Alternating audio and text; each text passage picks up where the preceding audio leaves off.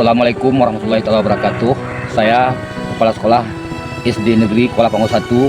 Kami harapkan kepada Bapak yang pimpinan kami yang di atas, kami dari SP1 ini mengharapkan jalan kami agak dibetuli sedikit, kira-kira jauhnya sekitar 3 km, karena akses jalan masuk ke sekolah cukup luar biasa. Pindah lumpur, celana-celana kami habis basah. Kayaknya ini kami harapkan kepada pemerintah. Kami bukan mengharapkan aspal, tetapi mengharapkan jalan akses masuk itu sekedar pengerasan saja.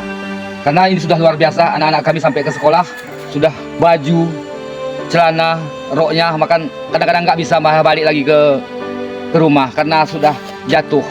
Nah, maka dari itu kami sekali lagi mengharapkan kepada pemerintah dan masyarakat seluruhnya, mudah-mudahan bisa mengulurkan tangan bantuan kepada kami. Kami dari pihak sekolah pun ikut membantunya. Itu aja yang kami harapkan kepada bapak-bapak yang pimpinan kami di atas. Mudah-mudahan jalan ini ada solusinya bagi kami. Wabillahi taufiq wal hidayah. Assalamualaikum warahmatullahi taala wabarakatuh.